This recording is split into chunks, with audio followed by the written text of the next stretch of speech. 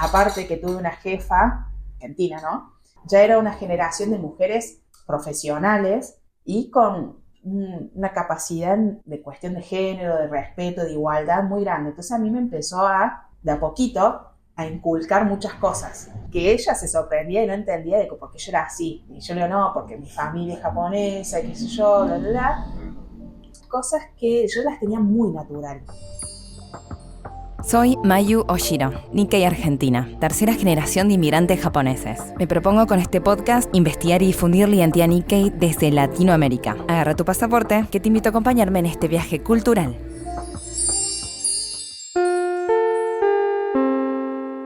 Pasaporte Nikkei.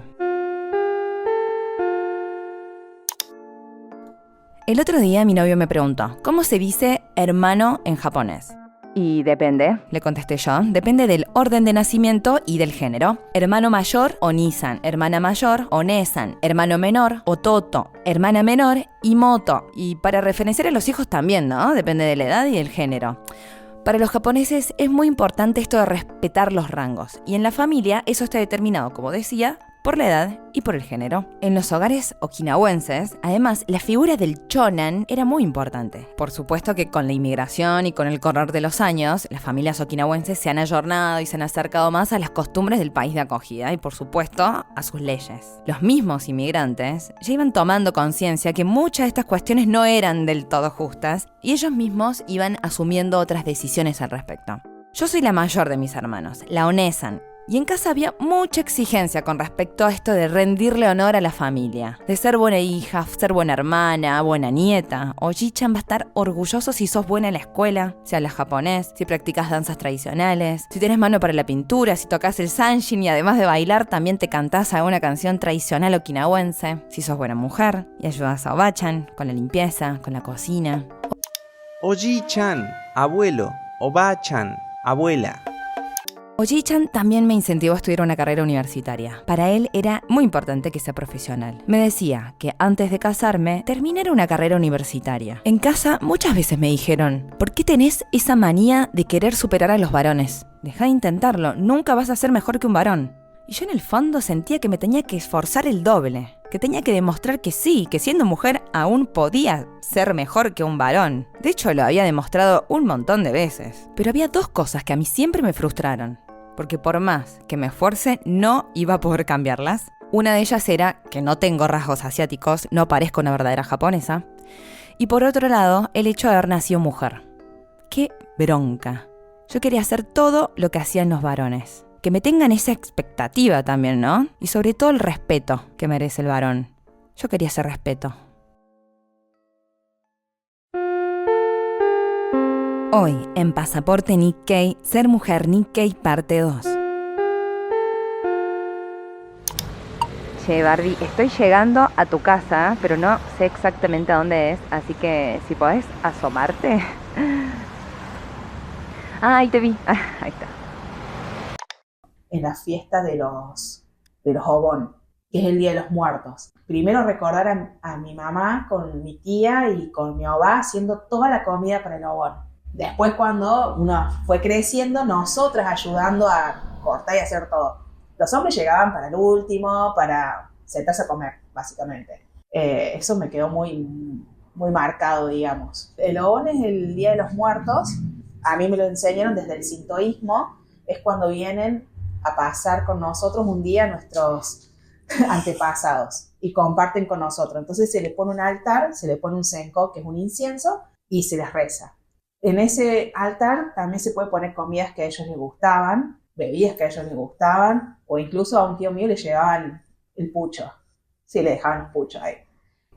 Como que es muy lindo compartir eso porque sentís que está viniendo tu familia a compartir un día con vos desde la alegría y el respeto. Cuando mi mamá fallece, yo lo quería seguir manteniendo con mi papá en mi casa, porque bueno, al casarse ella no está más en el altar de la familia, porque ella pasa a ser de la familia del marido. Entonces, por eso yo hice con mi papá como una especie de altarcito de totomé, donde está ella, como algo mío, digamos, y con mi papá, para mantener esas costumbres, ¿no? ¿Qué diferencia entre hombre y mujer? Capaz que la cultura latinoamericana también es estructura patriarcal, pero bueno, voy a hablar desde esta vivencia nuestra. Las mujeres eran las que servíamos los platos, las que lavábamos los platos, las que ayudábamos en la cocina. Y nosotros, al venir a una familia donde se practica artes marciales, sí, muy vertical todo eso, y que bueno, los artes marciales tienen toda una cuestión de marcialidad y de organización muy militar. Entonces, como yo voy caminando y primero me tiene que pasar mi oji, después iba yo. Entonces, y eso se vivenciaba desde mi oji caminando adelante y mi oba atrás, siempre. Que ya es como costumbres de naturalizarlo eso, ¿no? Bueno, mi mamá siempre me contaba que era el Nissan de ella, o sea, su hermano mayor, era el segundo al mando en orden. O sea, si su hermano mayor le decía, esto lo tenés que hacer, lo tenía que hacer. O sea, después del padre venía él. Respeto y de la reverencia también. Y no sé si hoy mi hijo se sigue manejando al 100% así, yo creo que debe tener un poco, sí, en las empresas, en el trabajo y cosas así. Como que se respetan mucho los rangos. Mucho los rangos, sí. Y obviamente, vuelvo a decir, si sos hombre y si sos mujer, ¿no? Mi mamá, al casarse con un argentino, ella le salía natural muchas cuestiones de hacerse cargo ella de, ay, yo te atiendo, hago esto, estoy atrás. Y que bueno, si bien mi papá no tenía esa costumbre, la empieza a adoptar en muchas cuestiones. ¿Por qué? Porque él también hacía artes marciales. Entonces él también tenía esa cuestión del reverenciar, de la formalidad. Yo a un mayor no le podía decir vos, siempre usted. Más allá Noemí, el nihongo era Yunko, casó a los 3 meses de novio con mi papá, a los 3 meses de novio y se tomó el palo. Ha sido rebelde en la medida que ha podido. Mi papá biológico, argentino, que hacía karate, por eso la conocía mi mamá. Y mi papá de corazón, argentino, que la conocí porque hacía keto en el dojo. Mi oji era más difícil de convencer, porque era, bueno, no son Nikkei, pero tenés que ser así, profesional, esto. Y bueno, pobre mi papá tampoco cumplía eso. Entonces, yo sé que mi papá, cuando se recibe abogado, a los 60 años, también fue como para decir, ya pude. No solamente por él, sino porque siempre vivió cierto menosprecio en ese sentido, porque él también ha sido rebelde a su forma. Él siempre fue como sí, y terminaba haciendo lo que quería. Entonces a mi familia, las personas que son así, no les sirve.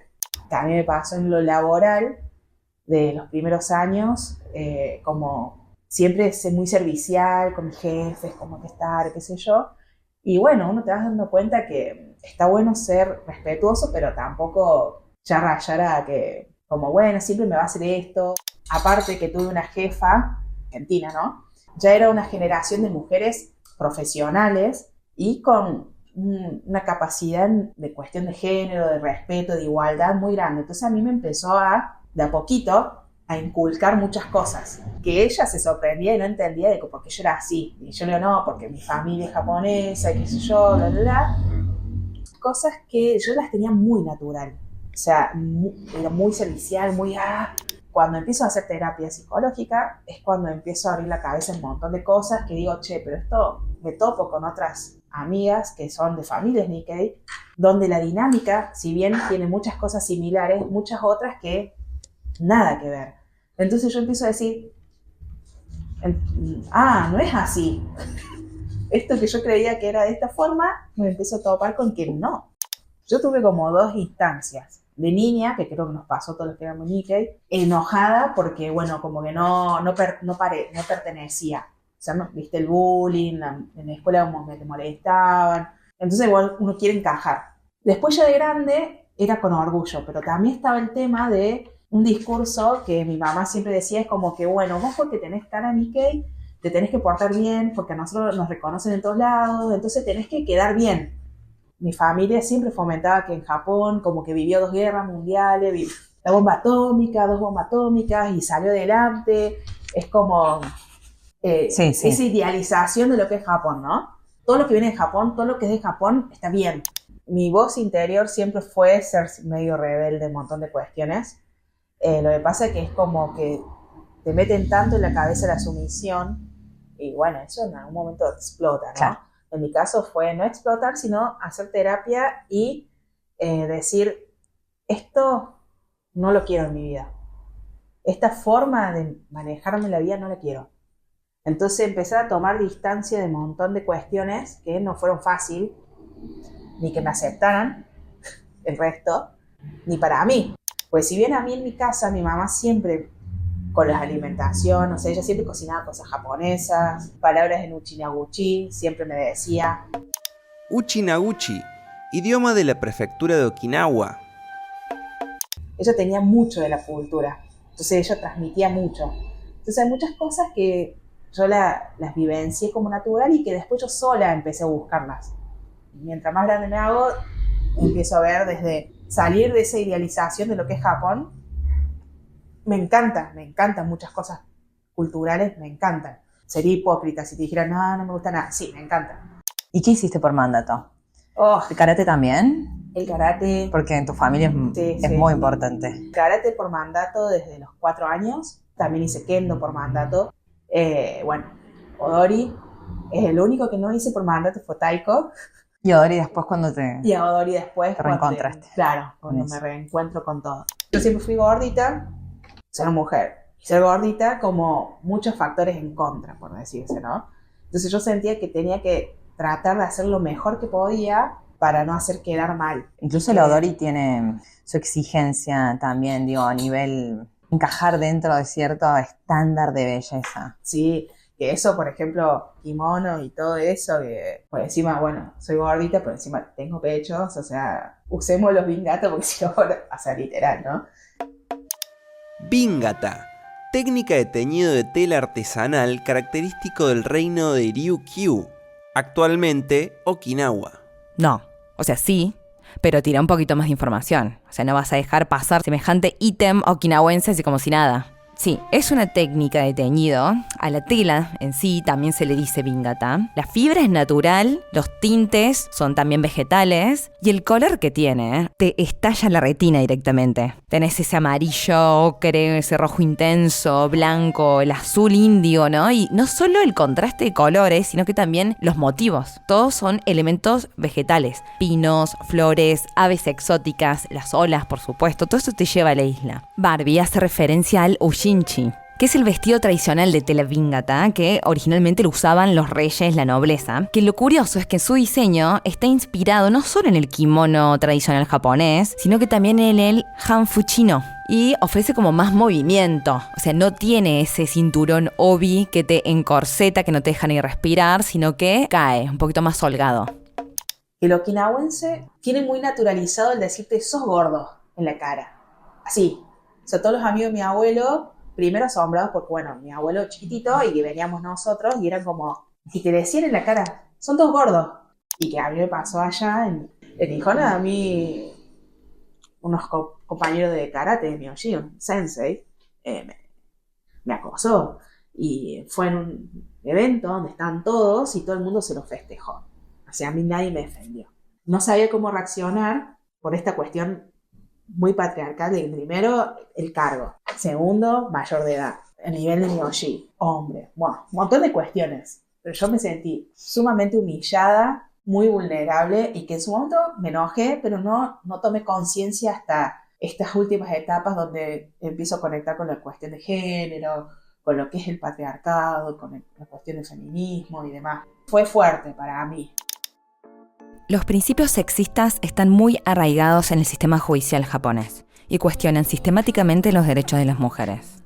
El acoso sexual es moneda corriente en las calles y medios de transporte japoneses y a pesar de ser reconocido como delito legalmente, aún lucha contra arraigados silencios culturales y normalización de estas conductas. El Parlamento de Japón aprobó recién en junio del 2023 un conjunto de reformas del Código Penal en virtud de las cuales las relaciones sexuales no consentidas se tipifican como violación por primera vez y la edad de consentimiento sexual se eleva de 13 a 16 años. O sea, mi primer viaje a Nihon, que fue con mucho sacrificio para mí. Nihon, Japón. Cumplía mi sueño de Nihon y no lo pude disfrutar como hubiera querido. De estar allá y lavando los platos de 30 personas, de andar agachando la cabeza con todo. Yo me empiezo a revelar en ciertas cuestiones. Es como que yo no fui el choque. Yo agarré y dije, yo ya había perdido a mi mamá y el padre que tenía no lo estaba disfrutando. Me empecé a alejar. Entonces vas descubriendo un montón de cosas, pero cuando tomas distancia. de todo. Cuando estás inmerso ahí no te das cuenta, Exacto. naturalizas un montón de cosas, viste, como esto, sos igual a todo, o vas haciendo lo que te van diciendo que tenés que hacer. Hubo 3 puntos grandes. El primero fue en Gijón, después viajamos a Perú, y fui la única mujer a cargo de todos los hombres, levantarlos, organizar el desayuno, todo. Yo volví, tenía que irme a trabajar el otro día, me levanté y me caí, no me podía mover, y yo le digo a mi papá, acá freno, porque si no yo muero a los 42 años y vos te mames. Y al otro año muere mi allí, y ahí fue como, Chao.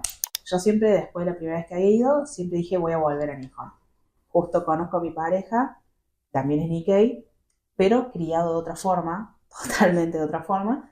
Logramos el sueño de irnos los dos a Japón, él por primera vez, yo por segunda vez, y si bien es como que te da nostalgia todo, más que nada Okinawa es como que tiene una magia.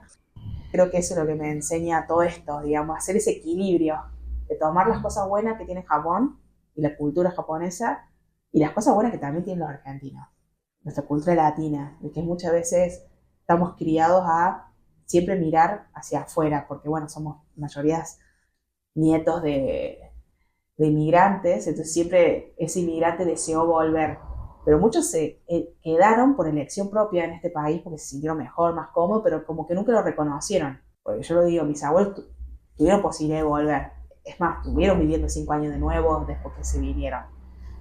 ¿Por qué no se quedan? Y bueno, tienen las mismas comodidades que tienen acá. Yo creo que de a poco en la generación nuestra, que son los de los 30 y pico, por lo menos mía, está como queriendo romper, pero está como en el medio. Entonces tiene, por un lado, ese peso, pero por otro lado se está cuestionando. Yo tengo varias amigas de la edad, ellas terminan conectando por este lado cultural, pero muchas queriendo romper con muchos paradigmas, ¿no? Desde los gustos, la sexualidad, la forma de vestirse, no estoy hablando de grandes cosas, ¿no? Pero romper con eso. Dicen que en 131 años la humanidad va a alcanzar la paridad entre el hombre y la mujer. Este es el resultado de un informe de brecha de género realizado a nivel mundial. Japón se sitúa en la posición número 118 de 146 países, lo que a primera vista pareciera un número bastante desalentador, sin embargo, supone una mejora de 7 puestos respecto al año anterior, es decir, un avance dentro de todo significativo. La intención de estos episodios es llamar a la reflexión, revisar en nuestras historias de dónde venimos, cómo fuimos criados y reconocer de nuestras raíces que sí y que no queremos perpetuar. Por supuesto que no todo lo que viene de Japón es bueno para nosotros, y ya con esa distancia necesaria que menciona Barbie en el episodio, en este caso distancia el sentimiento nostálgico y romantizado de la posguerra con la que fuimos criados, distantes también esos paradigmas que poco a poco fueron cambiando, hoy tenemos la verdadera libertad de elegir qué sí y qué no mantener. Desde ya que la intención no es buscar culpables ni victimarios, tenemos que comprender los contextos, las tradiciones, las historias familiares y sobre todo la época para entender los por qué. Recordar que hoy en día ya no es necesario sostener estas ideas. Y ya metiéndonos en el próximo episodio de Pasaporte Nikkei, nos sumergimos en uno de los legados de las mujeres japonesas, la gastronomía. No hay dudas que en esta actividad tradicionalmente asignada a las mujeres se nos ha inculcado mucho de la cultura. Y hay quienes dicen que para entender la cultura de un pueblo hay que prestarle atención a su comida. Por eso hablamos con Adrián Asato. Mi abuela por ahí hacía algún dulce así bien japo, o hacía mochi, o hacía satandagi, y ella como para que nos gustase ir ahí, nos preparaba ese tipo de cosas. Si te gustó este podcast, dale seguir para que no se te pase ningún episodio y activa la campanita. Me ayudas un montón si compartís esta información para llegar a más personas. Seguime en Instagram como @pasaportenikkei con $K, donde subo más contenidos. Contame, ¿qué te pareció? Compartime tu opinión, así seguimos debatiendo sobre estos temas. Mi nombre es Mayu Oshiro y me encontrás en Instagram como @oshiromayu. Gracias por acompañarnos. Sayonara, matane.